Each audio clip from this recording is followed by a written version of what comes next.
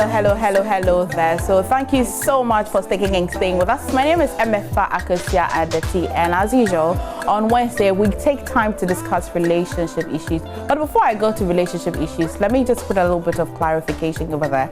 And so the video that was shown by Joy Prime, we didn't particularly center it only on the woman. Both of them were flogged, and would find that video at some point and then just show you that both of them were flogged. So it's not that we were channeling the energy on just the woman. And so I hope that I put that clarification on Beyond the Headlines earlier. Both of them were flogged, and the video is available on all of our social media handles. Okay, so thank you for understanding. But this morning I've got Reverend Daiwell Ampedu joining us again.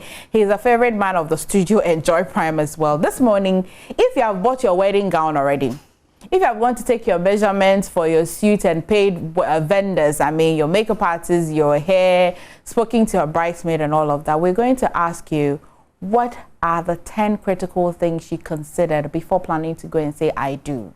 Okay? And so this morning, we're going to be going straight to the point. 10 critical hot things you need to consider before you say, I do. This is very important. Rev, good morning. It's good to have you in the studio. How have you been? Good? Very good. Okay, so how do you feel breaking people's relationship? I think we rather end up mending them instead. Into sisi apano, obi atone wedding gown. Now say we're coming to do this checklist, this 10 checklist now, and the person looks at this 10 list and Osha when take a critical look at it'll be a problem. No, the wedding gown na say or postpone dates na so ending. Ebia obit me obi crowd me worry cry still maybe that same day no and within the same week a month no it's me ego. Okay. So enye the awa unyan worry cry and obabe take this initiative na be problem among. Okay. But the mystery about this is that marriage na kasa na our any day is expected say if you marry a be last you, but it's not automatic. Okay. Okay. So but what you know, the information you have, that is what helps you be able to have that longevity in your marriage. Okay. Yes. So these 10 critical things we're going to be looking at, is it exclusive, or is it that women should have 10 things they look out for and the men will also look out for 10 things, or this is generally? It's a general thing. It's a general 10. Okay. Okay. What would be our first? So please, I'd like to engage with you on our social media handles, #PrimeEarning, or you can send me a message on 0551 575757. Let me say good morning to one favorite lady doing the watching this morning, Achana, Ghana's most beautiful. Thank you for all the education you're giving me about that video that came from WA. I'm learning. Thank you. All right, Rev. So first one will be what? The first thing to ever consider is faith disparity. You realize I didn't say religious disparity. I said faith disparity. You can be in the same circle of faith, or religion, but the faith or understanding and how people go about things are different. So you need to be certain that the person you are getting involved with, this person is ready to accept what you are in. Most especially, you see, in our homes in Africa, the man has a lot of say in a way. Yes, so the man you're getting involved with, his faith, the hypothesis he has built for himself, do you welcome it? Is it okay for you? If you are that kind of prayer type, I love praying, I love going for prayer, and the man doesn't, you should consider stepping out, because it's going to cost your marriage. At a point, it will seem to you that he will change. Something someone has done for about 30-something years, you can't use a second or one year to change the person. Okay. So the faith disparity, do you accept the person's view? Do you accept what the person believes in? Do you think it's okay by you? Wouldn't it affect you tomorrow? So all of that is something you should also understand. So you're talking, practical example, you're talking about a firm believer of Christ and a firm believer of maybe Muhammad or no, I said not a religious belief, but a faith belief. But if you wanted to stretch it a little bit, would that matter? Okay, let me stretch it. You get to a place, probably I'm from Pentecost. Right. And the Pentecost I come from, we don't use oil break oil, do some stuffs. But when you get to the side of the man or the lady, they believe in go and get these 6 flowers, go and get this one, go and get that one, come to the house, sprinkle this in the house, pick something from the floor, bring it to church, and all of that, bring pictures. And if you're not comfortable with what the person holds fast on, you don't engage in it. But must you be comfortable because it is that person's faith and his or her faith exclusively? Would it affect you in any way? You're not the one sprinkling the flowers and the oil. I want to pose a question to answer the very question. Do you believe that when we marry, we become one people, one in marriage? I don't know. Yeah, so if we marry and become one, then when it comes to faith, it affects us also. So you can't take out faith out of marriage and think it's going to be fine. If we become one in marriage, then your faith-wise, it would affect it. I see. So what's the middle ground here? Is it that one would have to give up on his or her faith and join another one? Or the middle ground is that if you're not comfortable, step aside, let whoever will be comfortable go along with it. I have an but issue. Can love not conquer that one? Love, is love not big enough? You know, there's a saying, I don't know how it is, but there's a saying that love is blind, but marriage is an eye-opener. Okay. So you get married and you realize that it's not all about, hi, that's my guy, let's take selfie together. Marriage is a different ground. That was what I told you. I said, it is said that when you marry, it should be till death do us part. Right. But it is not automatic that it will happen. It is what you know and what you're ready to sacrifice for. Okay. That is what will keep you going. Okay. Yes. So to be clear, number one, you have to be comfortable with your partner's faith, the choice of faith. Yes. Okay. All right. Yes. Okay. Then you can ask follow-up questions if you don't Sure. mind, if you want some clarity to that. Okay. To 0551575757. Okay.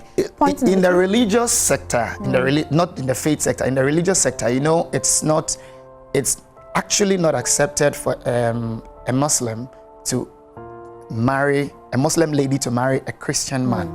But you see the Muslim men marrying the Christian ladies. Yes, it's something like that. And if you know you're not comfortable with it, you don't go into it at all. Right. Yes, that's what I'm trying to. But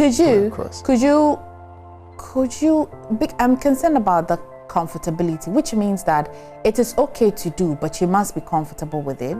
Where if my partner believes in a certain form of faith experiments, okay, I'm not into it with him, and yet we're married, and yet we are one, and yet I say, well, I'm not with you on that, but I'm comfortable, go ahead and do it. Will that suffice? So you get into a faith, and the person involved is probably what he has gotten himself or she has gotten himself or herself into would end up not giving you children. Okay. And it's his faith, I'm not into it, but it will affect you. It will affect your children.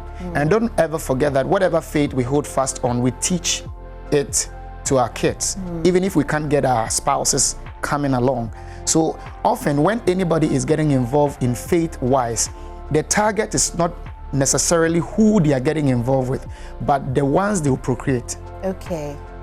So you, the one from the other side, who knows probably your own channel to wherever you know in eternity you would reach, you should be able to understand that whoever you are bringing here would tone the path that will lead the person well. Okay. Yes. So these are. But what if your partner also believes that that's the path that will lead the people we are bringing into? So you don't even marry at all. At all. There's going to be confusion. Yes. Okay. I hope you understand that. So point number 2 then. Point number 2 is mental preparedness on the individual part. Yes, mental preparedness as in, am I ready for the word marriage and for the whole thing called marriage? I've got a question. And I'll base my question on what you have said, that love is blind, but marriage is an eye-opener. Yes. And so until you're married, you never even know that you are ready or not. Are you able to tell, can you foretell what you're going into if you don't know what it is? You should be able to do so because you need to be able to take your time. You know, a lot of people are just concerned about the ring, but they are not concerned about what comes after the ring. Okay. There are a lot of things that comes after the ring. So we need to take our time to be able to understand what we are getting into and who we are getting involved with, the behaviors of the people, the way they go about their stuffs. So individually, you need to be sure, you need to be able to know all these things. If we say marriage is an eye-opener, we are not saying that is where you're going to have the absolute, you're going to know the absolute things. But what we are trying to say is that you can be able to know most of the things before engaging in it, so that when you get there and you have some things confronting you, they will not appear as surprises. Okay. You'll be poised for it.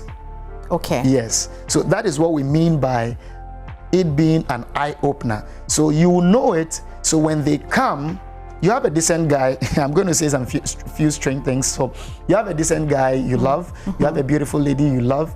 But at the end of the day, after getting married with a person, you end up realizing that probably when he wears or she wears her inner, there are things that are left afterwards when it's pulled down. What do you do with these things? Probably you are that kind of person who I don't like this thing, I don't like to see this, I don't like to see that. But this person wears dresses and find them, he leaves them like that in there. Wow. And so the middle ground. I'm always all about the middle ground here. Yes. So that mental preparedness, you should be able to be ready. I feel because there are natural things that you were never ready for. Though you may have prepared yourself so much, but there are some things that are very natural that no matter how prepared you are, it comes and it shakes the very core of your being.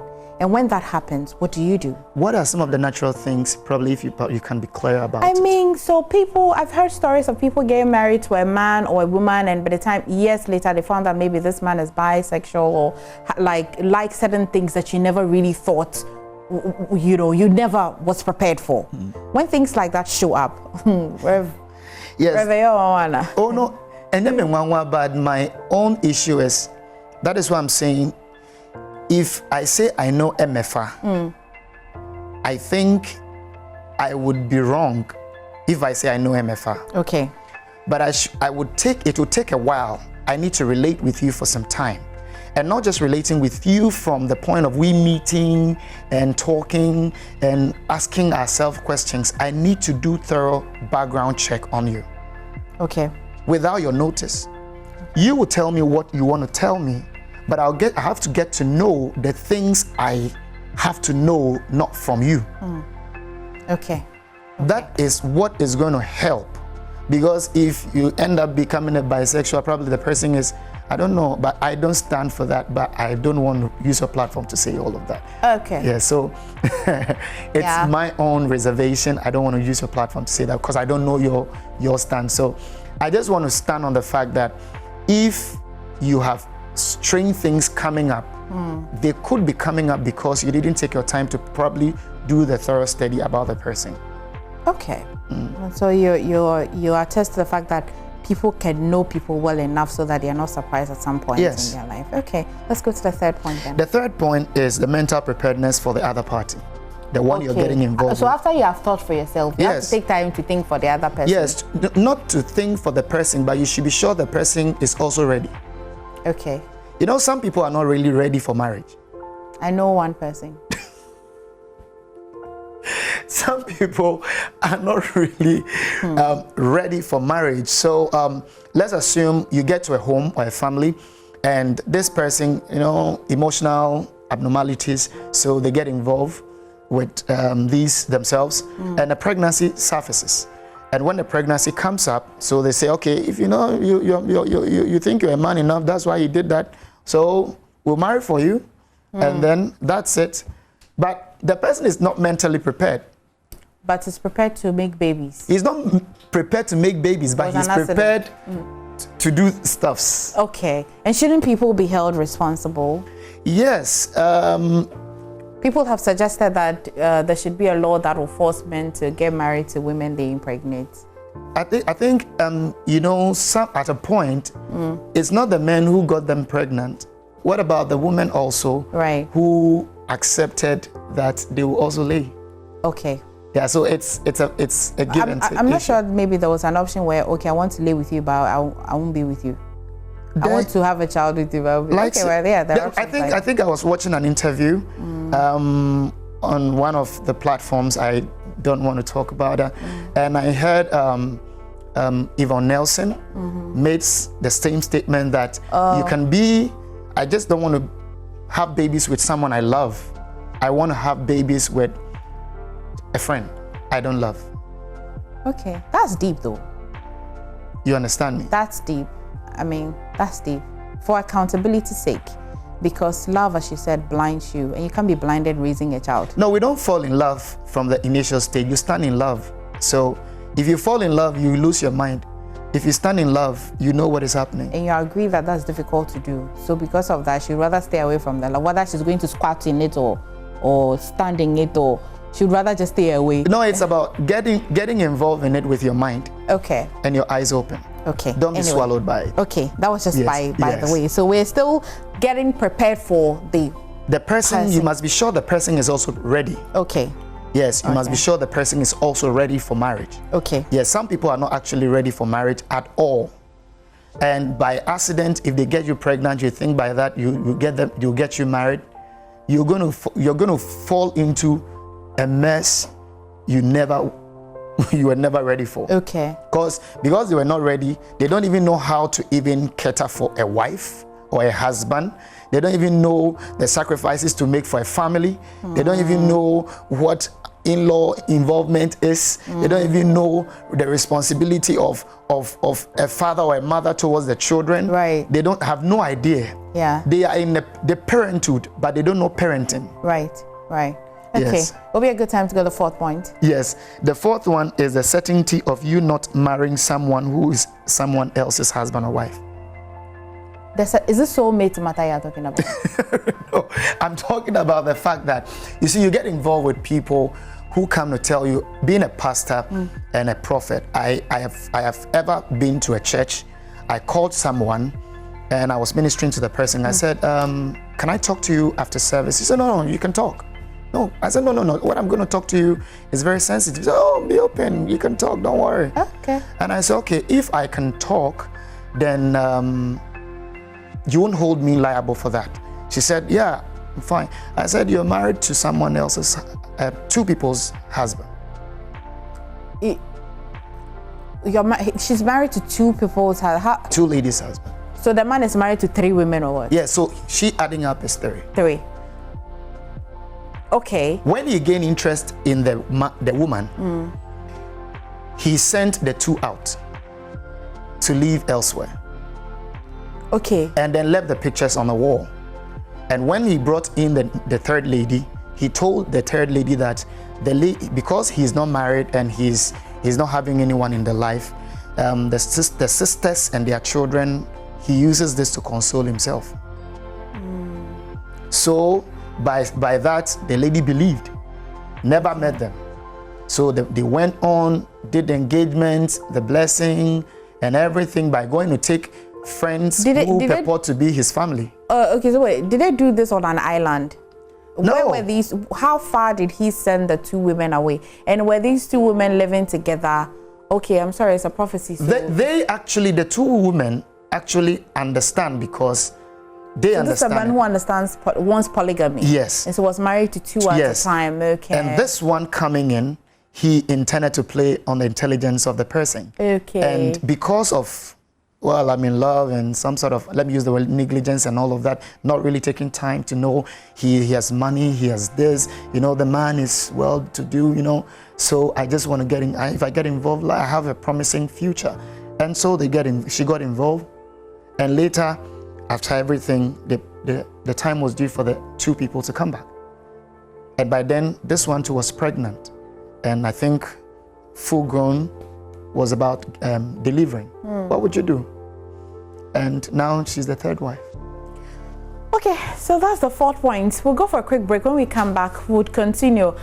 We start, just to recap, we stopped on the certainty of you not getting married to someone else's husband or wife.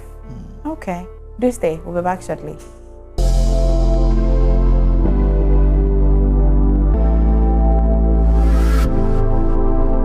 Thank you for coming back to us to Prime Morning here. We're talking to Reverend Daiwil Ampidu, and we're discussing 10 critical things you should look at before you say I do. And I've seen a few of your messages.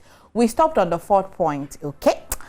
So somebody says the 21st century marriages are now different at all from the olden days. Is this true? It's true. Okay, so would it mean that this 10 points you're giving us now, it wouldn't have worked so many years ago? No, that was what actually they were doing, and it worked for them. Okay. So, ask Reverend whether how prepared he was before he got married. He should be real here, and he should give and how can you not do background check? How can you do background checks on a bisexual person? This is to say that, I mean, the bisexuality was just one of the many examples we could set out that there are some people that have hidden traits, and how can you really discover and know? This is going back to another point, but let's see if we can exhaust the other points and we can come and deal with these ones. So let's go to the 5th point. The 5th point is know the bloodline or the blood group. Okay. Yes. You don't just meet someone, the person is handsome or beautiful, and you just want to get involved. Probably with the side of those who are into the laboratory technician activities will tell you more, because if you don't know, you end up giving birth to a child and probably an SS child, and leave the child in jeopardy for the rest of his life. Yes, so you need to be able to know your blood group. You need to be sure that your blood group, your group and his group or her group pairs, right, before you can even intend to keep on. And aside the blood grouping, you need to also be certain of the blood background of the people. I'm not saying if you have issues in your family, I'm not talking about you, but I'm just educating. So you need to be certain that the family you are getting involved with, they are correct people. Basically. Yes. Now, they are correct people in the sense that probably you're getting involved in a family that anytime they have their first child, their first child becomes a lunatic. Wow. Okay. Which could have been prevented. Which could have been prevented.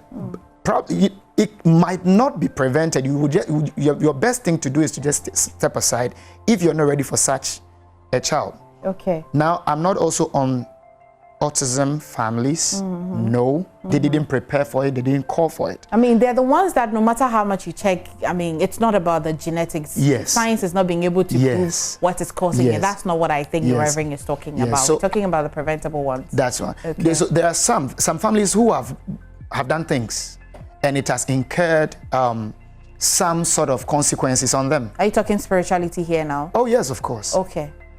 Some sort of abnormalities, you know. There are some families, you can marry them, but they will never give birth. All right. Okay. Yes. And there are some families, they will marry, but they would have to divorce and then marry their second person. And the second person's marriage rather will work better. Okay, so this is a bit spiritual. What about somebody who's got a faith that can believe, that can break what happened in the past? If maybe the forefathers have eaten the sour grapes and the children's teeth are set on edge, as the Bible would say. So if I have the faith, I will say that this happened in my great parents' era, but it's not going to happen today. And so I want to stand up for it. You can pray and break it, but you need to be certain it's broken. Okay, before you go in. Yes, because God, when you speak to God, he reciprocates. He speaks back. Okay. But if you just say, I've prayed, the Lord has heard, let's go on and do it. Oh, you need to know the response. You need to know. God. Okay. Yes. When you go to a man of God, a prophet or a spiritual person, the person tells you, the Lord said, the Lord said, the Lord said. He spoke to God and God spoke to him back. Okay. So you need to be certain the thing is broken. Okay. You don't just say that, oh, we've prayed, we've done 1 week fasting. For all you know, it's not about a fast or something. Okay. Yes. Okay. Point number 6 or 7. Yes. Point number 6, I should believe. I can't believe that my time is already up. Point number 6. Point number 6, be sure you can agree over common issues and build things together. Okay. And Yes. Okay. And I guess you things understand that together. one, right? Yes. Point 7, be sure your partner is a family-oriented person. Okay. If not, he closed from work or she closed from work and stays outside, leaving the wife at home alone, and the children never coming around to say, hey, baby, how is everybody? No. So be sure. Yes, be sure of that. Number 8, be sure the person respects and welcomes yourself and your family. Okay. Respect and welcomes them. Okay. Yes, because some people, they can respect, but they cannot welcome. I respect you, but your mother can come around. Your father can come around. None of your siblings can. What if the mother and the siblings have problems? And is what he or she is preventing? No matter the problematic people they might seem, what we need to understand is they are still the family of the person. You've got to accept and love me, love my dog. That's all. Okay. So if you know you cannot, don't even get into it at all. Okay. Yes. And that is why it is not about you being in the marriage to love the person. You must know the people to decide whether you want to be with the person. Right. Yes. Right. Then the 9th point is, be sure the person sees you in his or her dreams. As in Oda? No. Not Oda. I know. I'm so silly. How can I ask such a question? Okay. Yeah, I know you just, yes, as in whatever the person is doing. You can hear some men or some ladies telling their spouses that, where were you when I was building my empire? Okay. Okay. So they must fit in your vision, sort of. Yes, of course. Okay. Okay. When the person comes in, you need to understand that the person is coming to complement you. And the word is not help meet as in M-E-A-T. It's help meet as in M-E-E-T. Okay. So it's like you're coming from a distance. I'm here. I want to walk to the other side. But you are coming from the other side. So you are making the work very simple. I'm picking something from the other side. So you have picked the thing and you met me halfway to lessen my journey. Can we not have different visions and still have peace?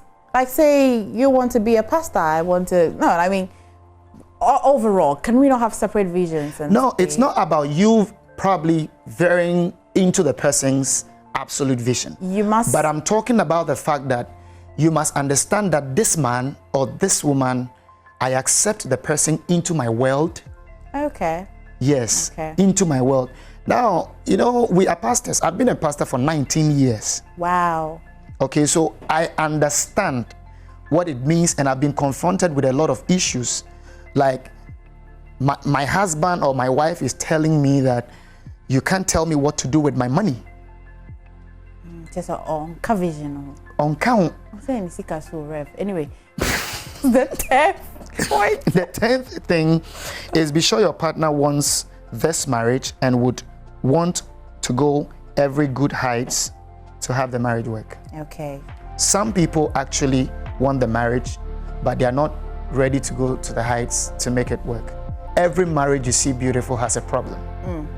But the problem is solved by the people and they still go on. When you hear someone celebrating, my parents have been married for 49 years. Wow.